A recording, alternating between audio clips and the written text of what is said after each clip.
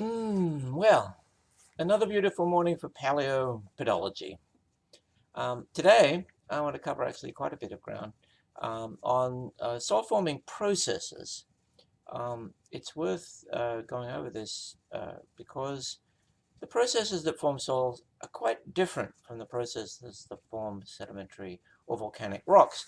And if you've had a geological education, you've probably had a lot of that material, but not too much on soil-forming processes.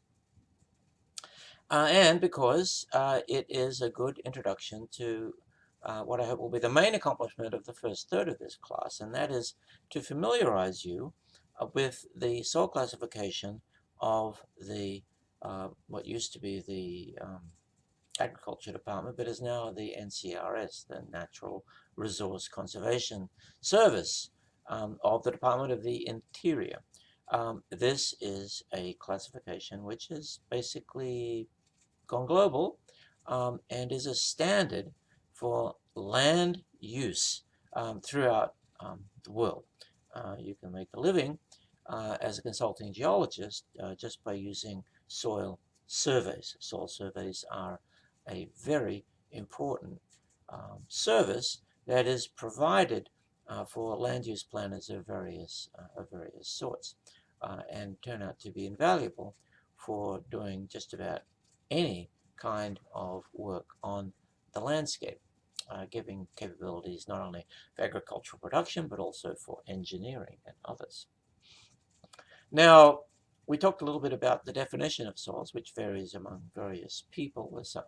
A farmer might think soil is a medium of plant growth. An engineer might think soil is stuff that's soft enough that you don't need to blast in order to move it. You can just scrape it off with a bulldozer. I take the definition, which is now more widely used, particularly now that we've discovered soils in space on Mars and the Moon.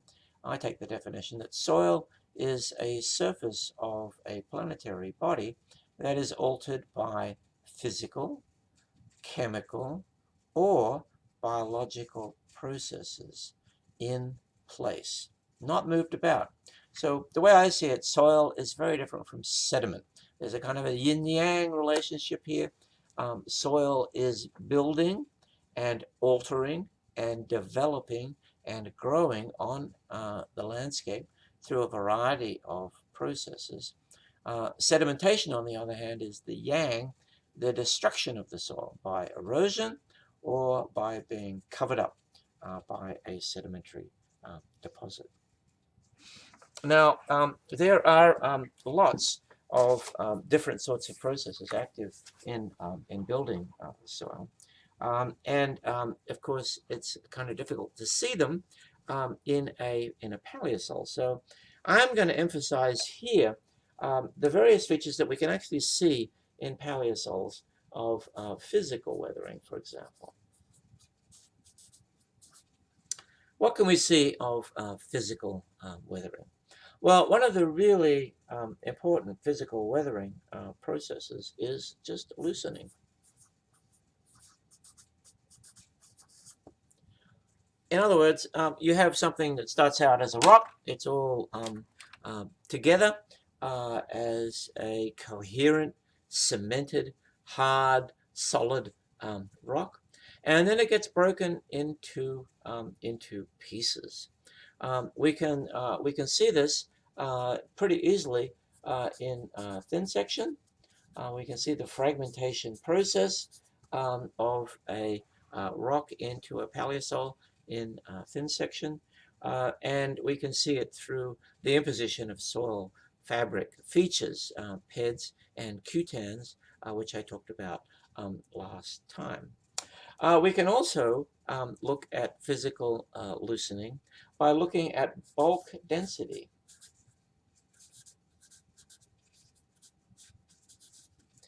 Which is basically grams per cubic centimeter. Grams per cubic centimeter. That is the weight in grams for a given volume.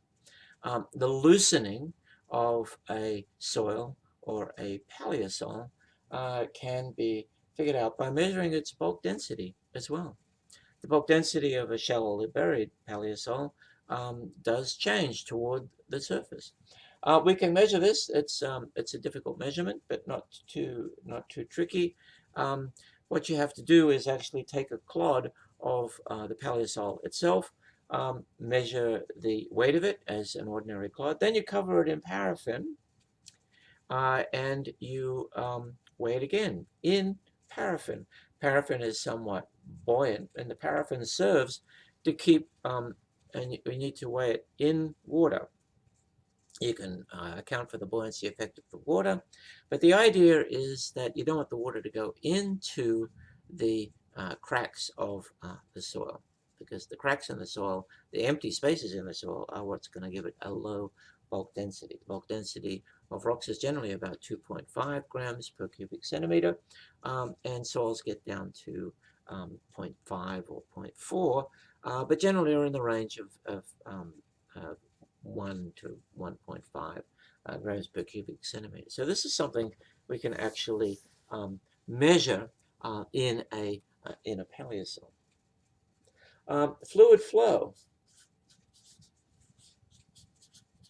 Fluid flow through a soil is responsible for its weathering. The fluid does the weathering chemically. We'll get to a formula for that in a bit. And we can measure this in a paleosol by measuring porosity and permeability.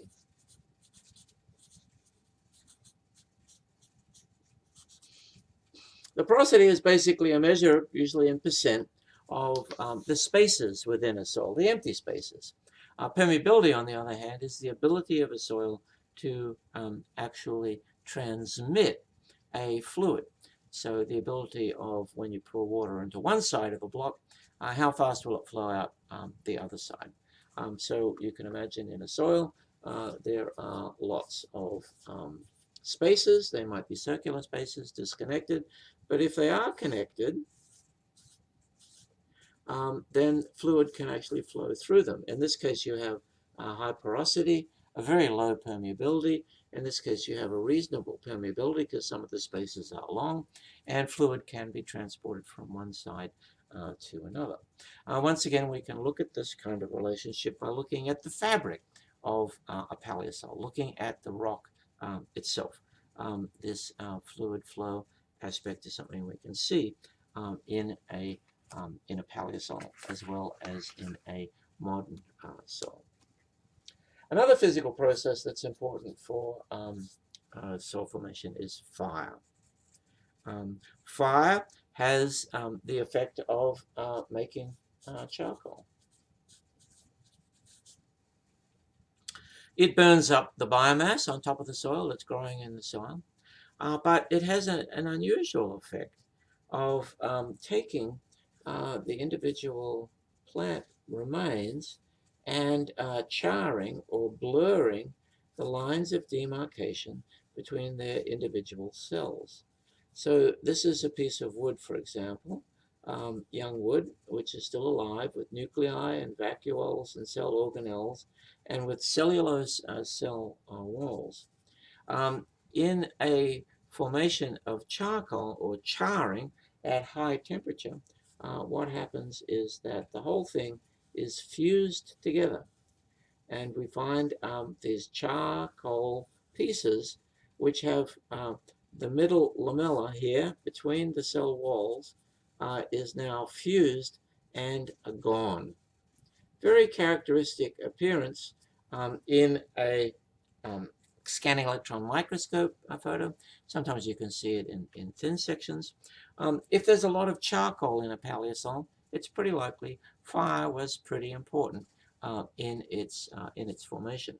And there are certain ecosystems where fire is very important. The chaparral, for example, of Southern California is a very fire-prone ecosystem. Many of the eucalypt forests of Australia are similar.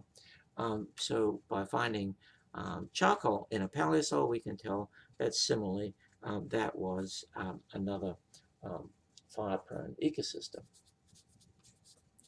Magnetic susceptibility.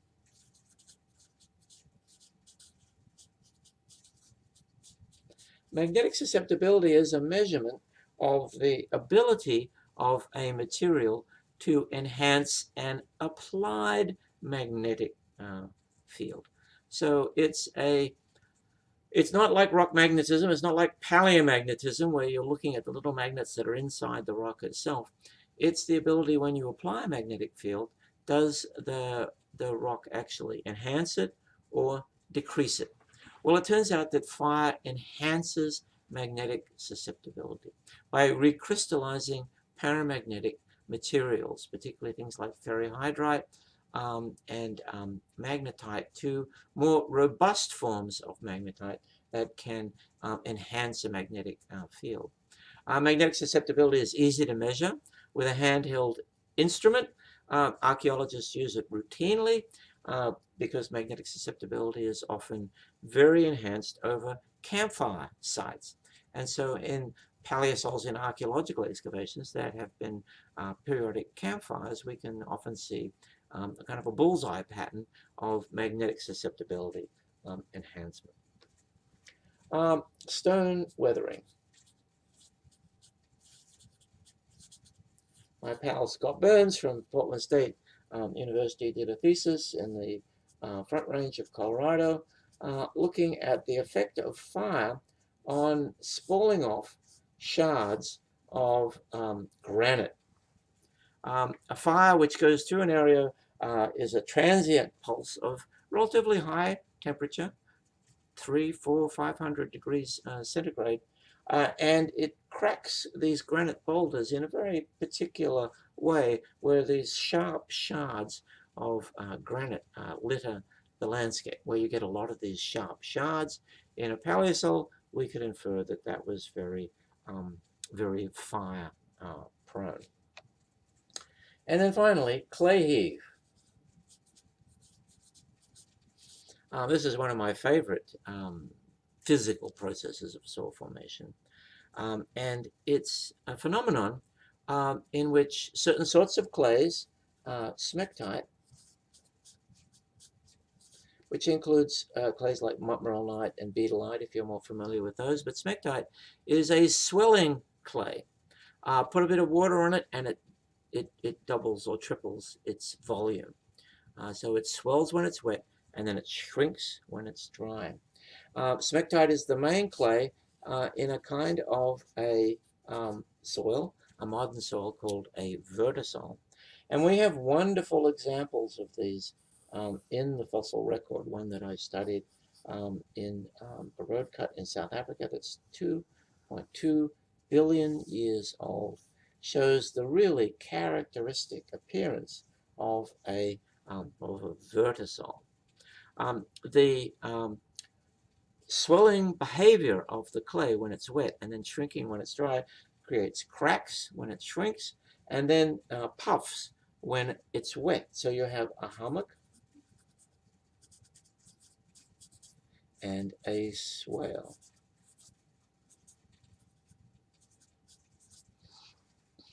The individual soil profile, we're talking now about this was exposed, it would be exposed in a big pit or a road cut, has a series of slicken-sided planes to accommodate this shrinking action of the clay. This swelling action of one part of the soil against another creates these lentil beds, and lots of slicken sides where the soil is rubbing, the beds are rubbing against each other. This structure here of a hummock, the topography is called Gilgai microtopography.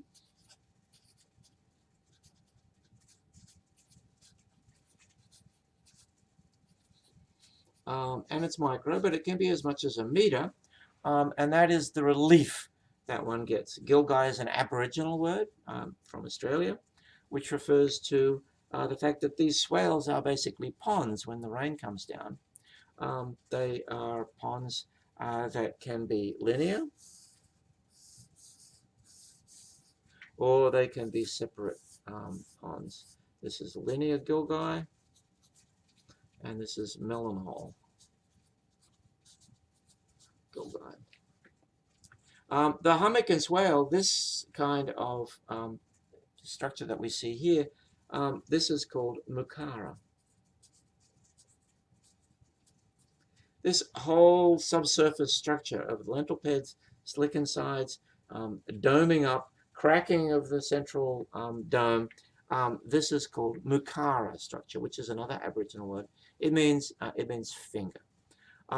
This mucara structure is beautifully preserved in quite a number of paleosols, including some very, very ancient ones, and so is an important guide to the physical process of clay heave in forming these kinds of soils well back in geological time. Clay heave is an important process in the cracking and formation of soil structure in all sorts of soils.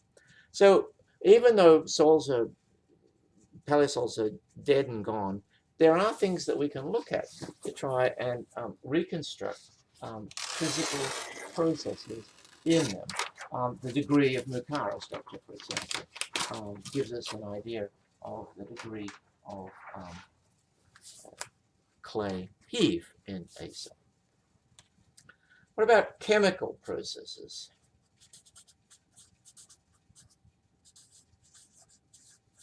Well, these are some of the most important in soils, of course, because soil chemistry is very important to understanding how soils produce crops and how soils are adjusted to their individual location and climate, which is an important part of soil classification.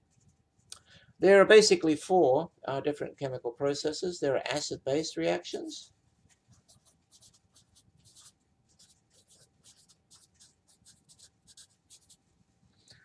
which have to do with liberating cations with cationic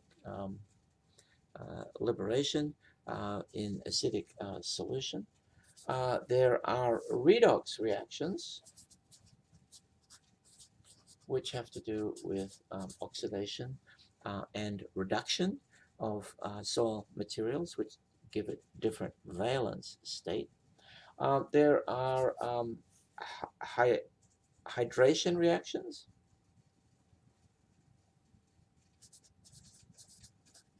and dehydration. You can add water and you can take it away to produce different sorts of soil materials, and there are dissolution,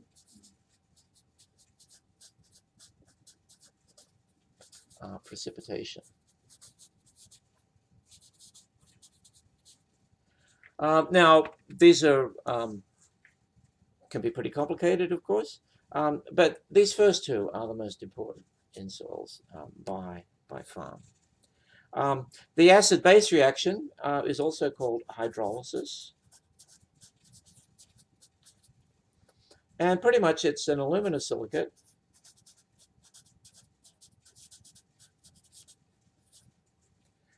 plus water plus carbonic acid.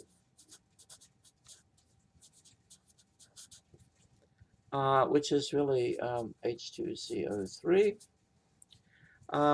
That's an acid which provides a hydronium ion to produce clay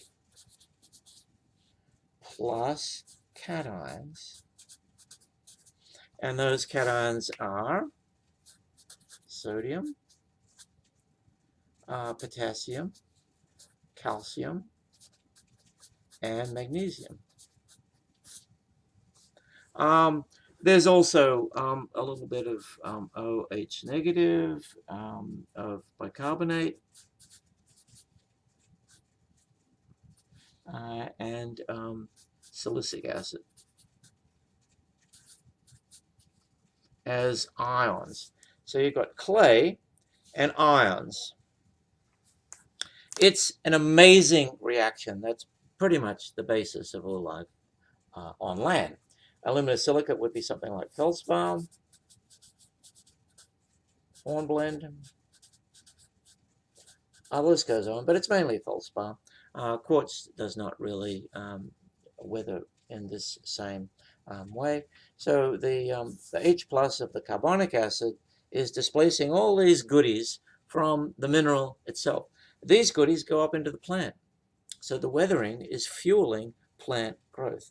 And plants themselves actually do encourage this weathering, because this is how they get materials that they need. Calcium for cell walls, magnesium for chlorophyll, sodium, potassium as cell electrolytes. This is a weathering process that promotes plant life at the same time. And it's an acid-base reaction. Acid, base, producing a residue plus cations. It's an incongruent dissolution. That's another word for this reaction. Hydrolysis, the most important reaction on the surface of the Earth, that creates clay soils from mineral materials. Now, one way in which we, so this is the base, this is the acid. One way in which we can measure acid-base reactions in soils is through pH, which is the natural logarithm of the activity of the H plus ion, the hydronium ion. It's a natural logarithm, which means that the scale is actually goes in orders of magnitude. It goes from 1 to 14, in which 7 is neutral, and 3 is quite acidic, 10 is quite alkaline. That's a 3 to 10 is actually a pretty common range of experience, and even in foods that we eat. Wine, for example, has a pH of about 3. Different sorts of baking soda, for example, don't recommend you eat too much of that, has a pH of about 10. So this is a natural range of pH in the environment. And so for soil scientists, the way in which to see the progress of a hydrolysis reaction is to look at the pH.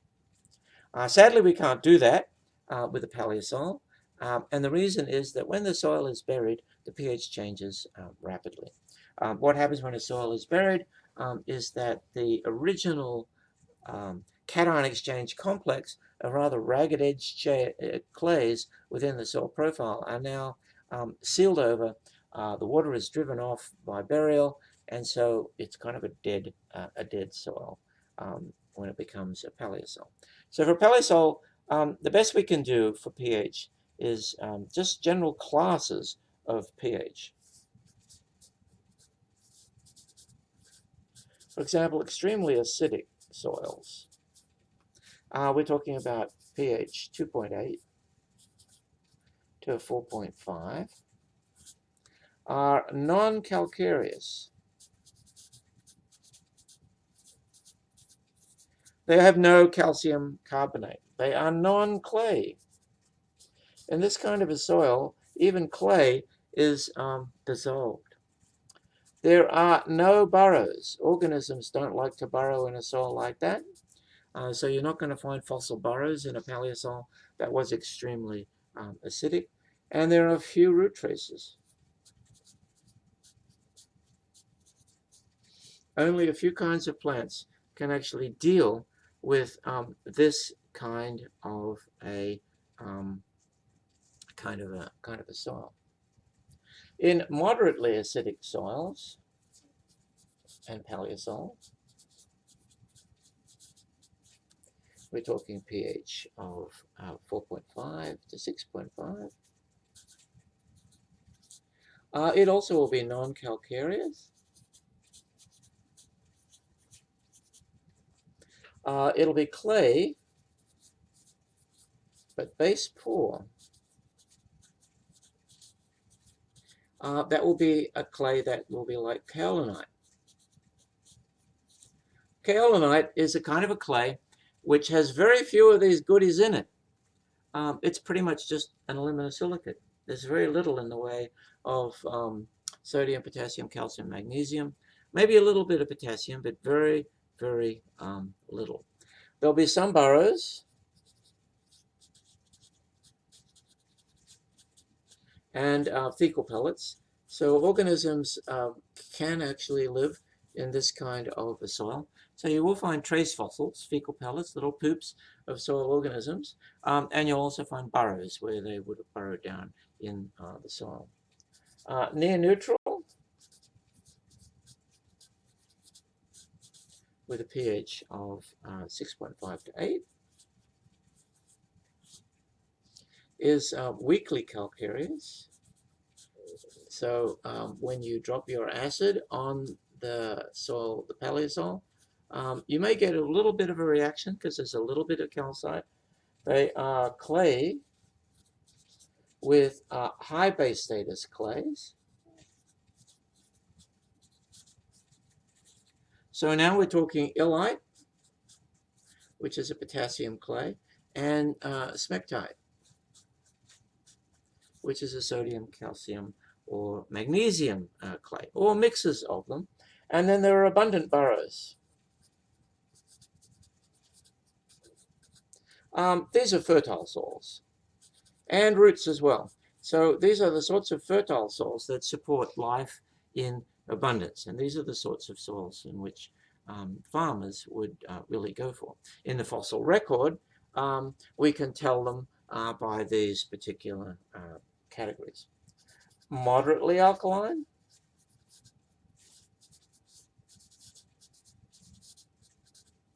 soils have a pH of 8 to 8.5.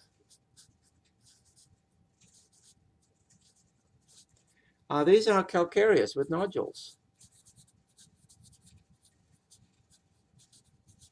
They'll actually have separate nodules, separate lumps of calcium carbonate or low magnesium calcite and crystals.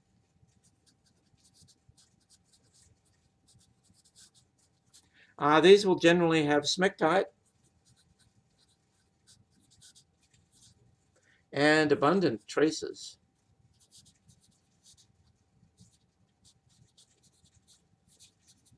And by that I mean burrows and pellets, fecal pellets. So moderately alkaline soils are soils that are quite fertile and quite rich in calcium carbonate. Alkaline soils, pH of 8.5 to 9. Now we're starting to get very calcareous. A lot of carbonate, a lot of nodules, getting quite large, spreading out, and crystals.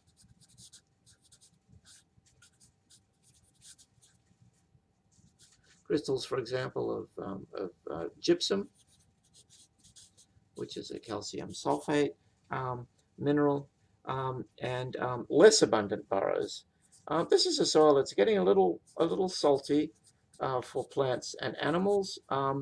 Its salt tends to scald the roots a little bit. Only certain sorts of plants can actually withstand this degree of pH. And then extremely alkaline,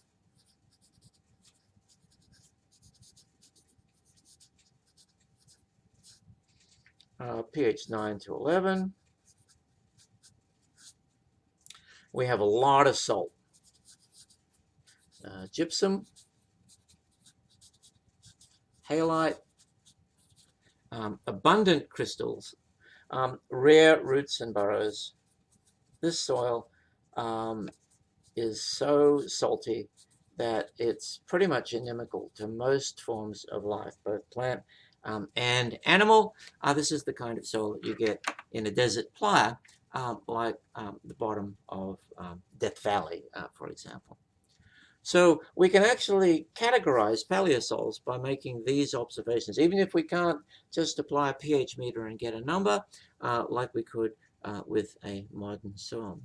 But I think you can see that pH ties into a lot of different things. It ties into biological activity.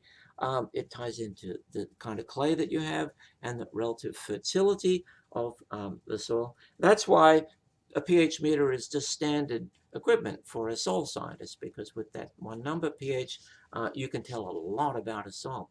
Similarly, if you make these various observations and get back to pH with a paleosol, you can tell a lot about it as well. So So that's hydrolysis, the most important of the chemical processes that form soil. The next most important one, if you may remember, is of course redox. Redox is reduction and oxidation. I've always it's sometimes called EH, which is the electron potential in volts. The way I've always tried to get this memorized is that reduction is electron gain. If you memorize that, then you're home. Oxidation is the opposite, is electron loss.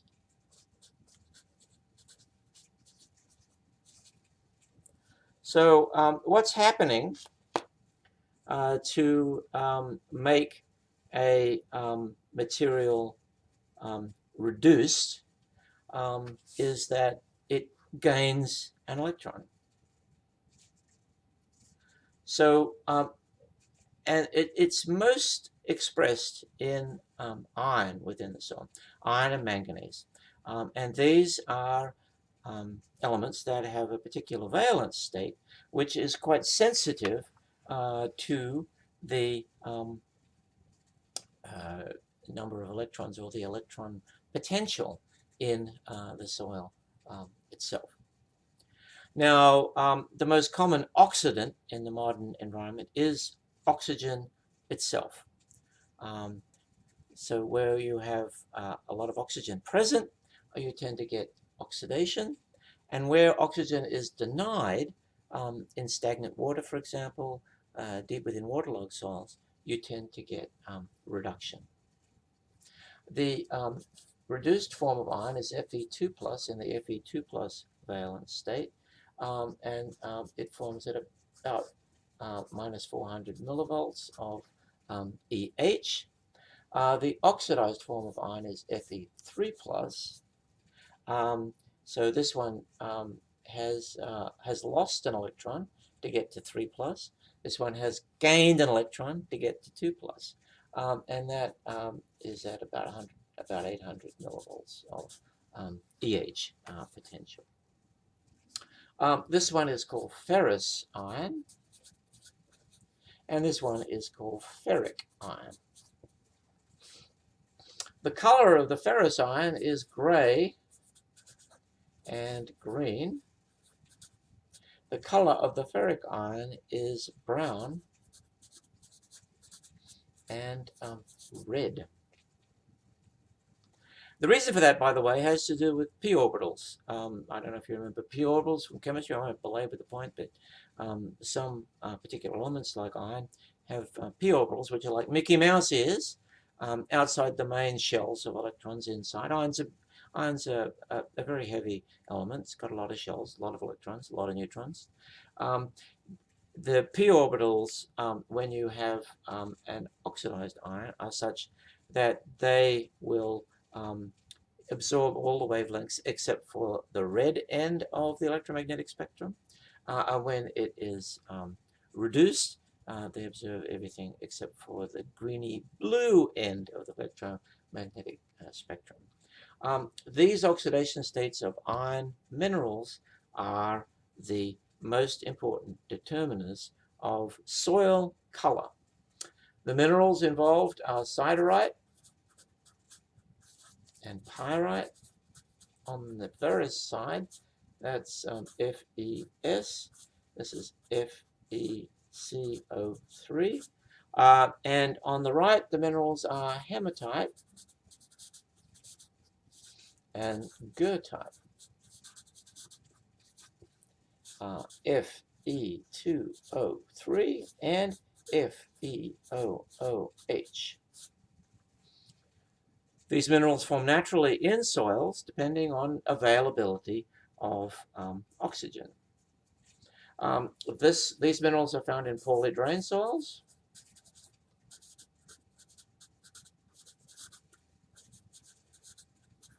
And these are found in well-drained soils currently.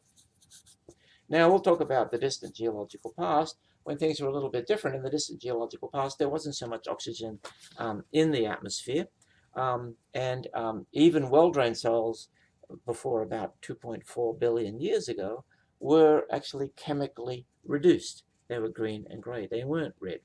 Red beds turn up around about that time at what we call the Great Oxidation Event. But ever since then, pretty much, the well-drained soils have been red, and the poorly drained soils have been green and gray. These are the sorts of soils you get in swamps and bogs and mangroves. These are the sorts of sediments you get in the deep ocean. These are the sorts of sediments that you get in very shallow oceans, well-oxygenated rivers. Although the most colored sedimentary materials are almost always paleosols, not sediments. So redox is actually pretty easy to distinguish from the color and the minerals in the soil. In modern soils, you can actually measure this with an EH meter, like a pH meter. For paleosols, you can't. But we can use the color of the soil and the nature of the minerals, which we can determine in various ways, with X-ray diffraction, with other forms of identification, because these are actually quite fine-grained. You need X-ray techniques to analyze those. These you can see in thin section really pretty clearly. So that's redox, another important reaction in soils. Hydration and dehydration is the addition and the taking away of water. Hydration-dehydration reactions are most prominent in the case of sulfate minerals, like CaSO4.2H2O can be dehydrated to CaSO4 plus H2O, two of them.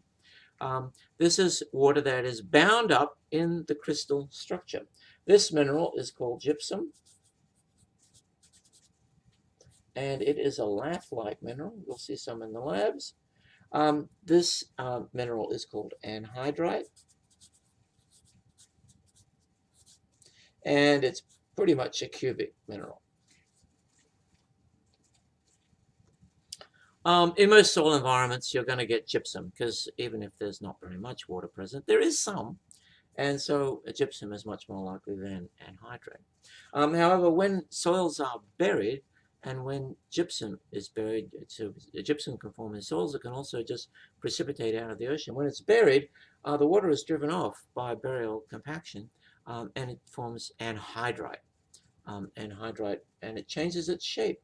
You can see these pretty obviously from the crystal shape. The accommodation when you go from this to this is often pretty severe. It's pretty interesting to see in thin section. So this is one of the hydration-dehydration reactions that's fairly clear within paleosols. These sorts of paleosols that will have gypsum and maybe a bit of anhydrite are, of course, desert paleosols, which are kind of unusual, but nevertheless pretty darn interesting. The sorts of soils that, as I said, will form in the bottom of playa lakes, like that are, or dry lakes, basically, like Death Valley. And then finally, there's solution, dissolution,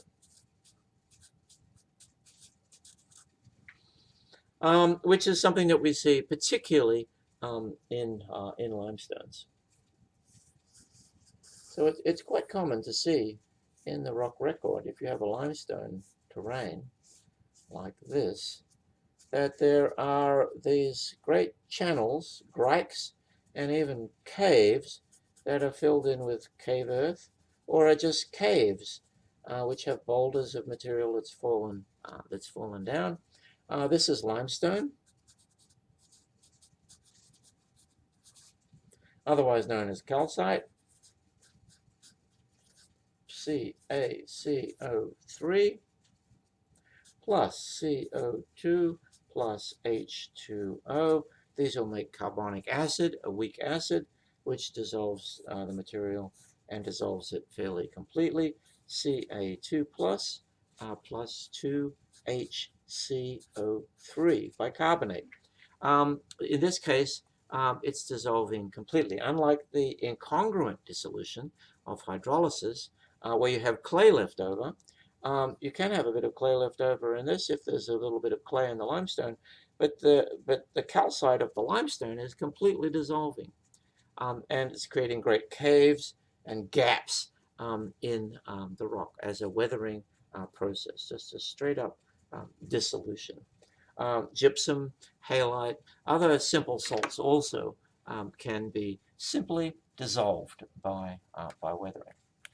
And I've not left myself too much more time, but I would like to talk a little bit about biological processes.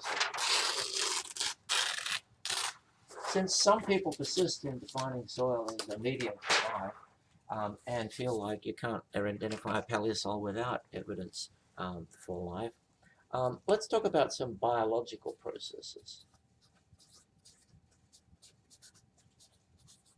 of soil formation.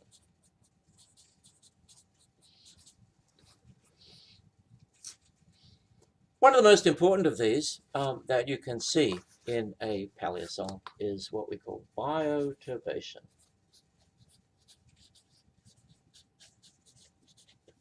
So life turning up the soil, churning it basically. It's really pretty dramatic in many cases. So let's say we have a shale of a lake or a pond that has been deposited. It's quite common in paleosols to see various degrees of mixing of that material by burrows and by roots until there's absolutely nothing that looks like original bedding.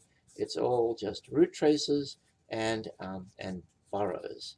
This is a really profound change in a soil. So we have bedded sediment,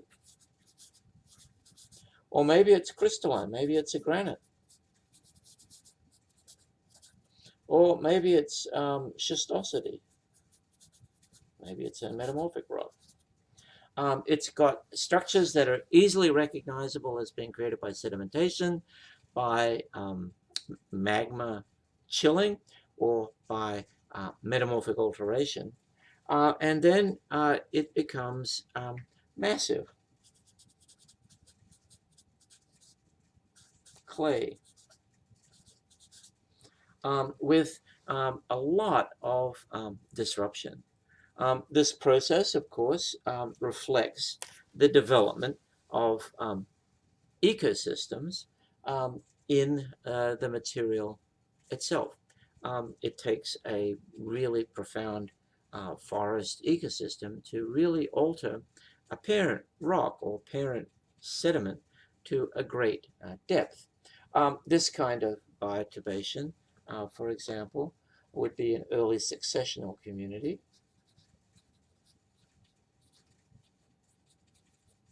Think about willows and grasses on the banks of the Lem River. This would be a climax forest. Think Douglas fir forest, in which the degree of bioturbation reaches about 1 meter. In tropical forests like La Selva, the rainforest of Amazonia, this kind of bioturbation can reach many meters down into the rock. It's a progressive change in the rock. Quite a number of soil scientists have documented the distribution of roots in soils, and they could be used for comparison of paleosols. It's tedious work digging out all the roots and burrows in a soil profile, but there are some wonderful illustrations out there done both in Germany and also in the Great Plains of the United States by soil scientists interested in these sorts of manifestations of biological effort on parent materials. For paleosols, we can often see these sorts of things in core and in cliffs, sea cliffs.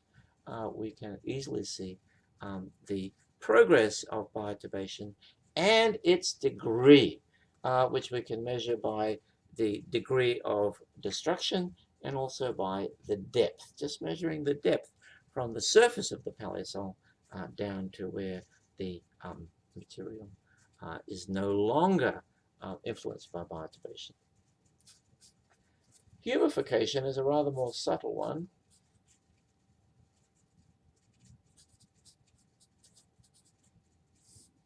And this is the biological process which converts dead bodies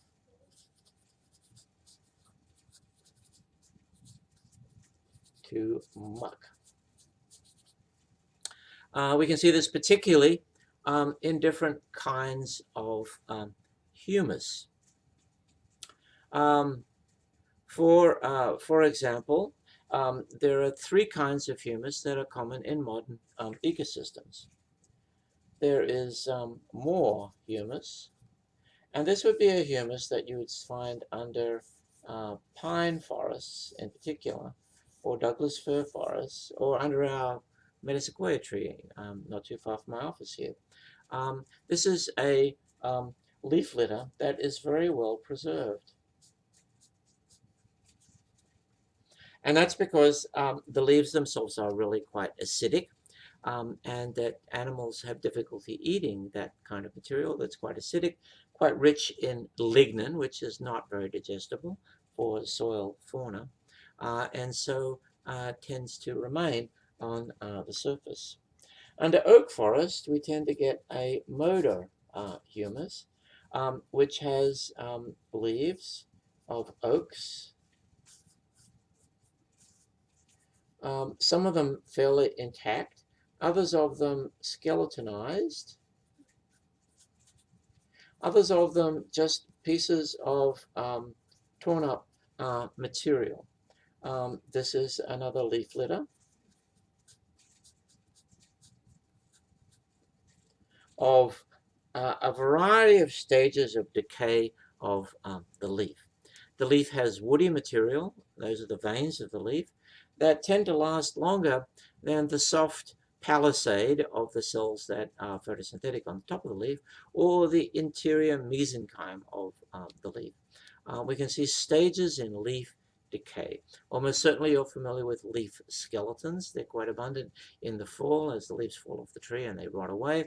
And you probably made artwork from leaf skeletons when you were a kindergartner. Moder humus and moder leaf litter is showing an increased degree of the progress from dead bodies through to muck. Mull humus is a kind of a humus that is all fine-grained, decomposed material. This would be, so this is pine, oak forest, this would be grassland soils. Grassland soils have an A horizon that's not really a leaf litter, but has very finely mixed in organic material, finely mixed in with the clay material. The organic material is not recognizable as a piece of a leaf. It's just dark organic material. This is a well humified material. We can look at this kind of progress also in coal. In coal, we have a whole system of macerals. Macerals, the coal is made up of bits of plant material. And some of these bits of plant material, like this one here, you can see clear cells preserved. This is vitrinite. Oh, wait, no, fusinite.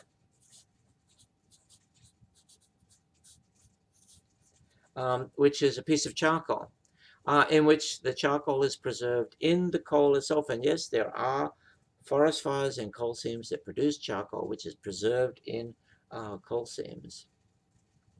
The amorphous coaly material is called inertinite.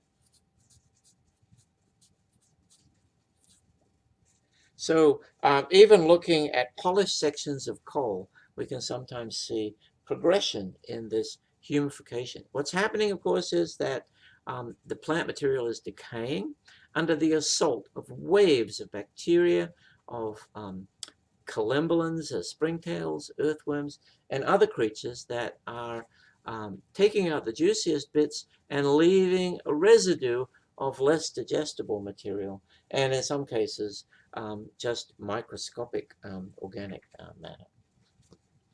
And then finally, there's nutrient recycling.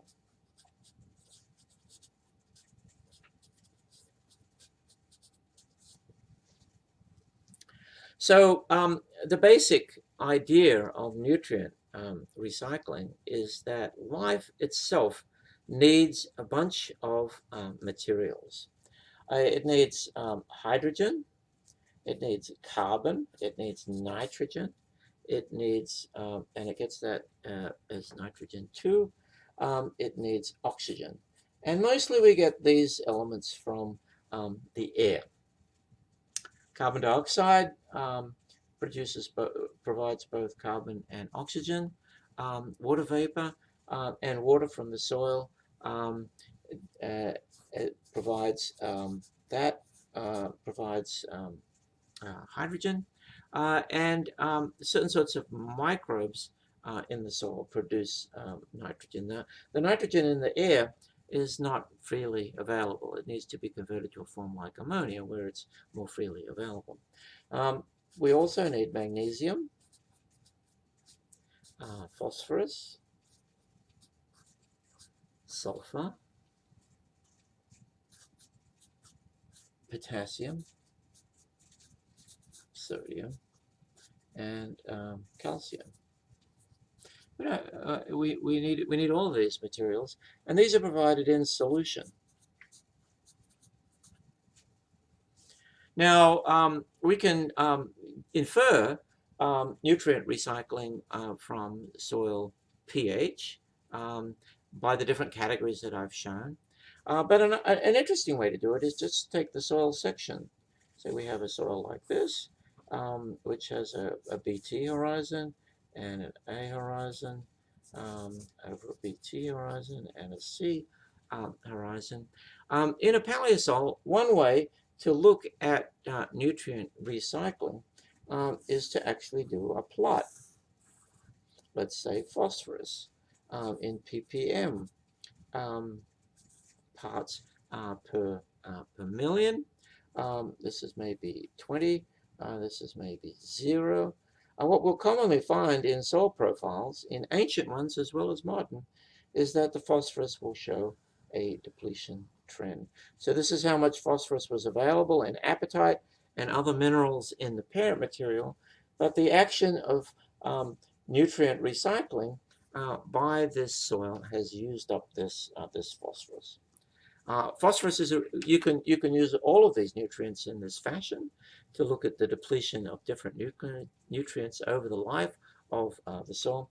This is one of the most informative, however, and it can be used to infer that there were things living even in Precambrian times when we can't actually see any megascopic fossils in those Precambrian soils. So we can get at nutrient recycling in paleosols, mainly by looking at soil profiles and the variation of key nutrient elements in them. So this is just to demonstrate this lecture that although the soil is dead and gone, and we can't instrument it like we would a modern soil in, for example, an observation of soil formation, we can still do a lot with paleosols in order to reconstruct what these processes were like and how strong they were in the past, in deep time. And that'll do it for today. We'll see you again on Wednesday.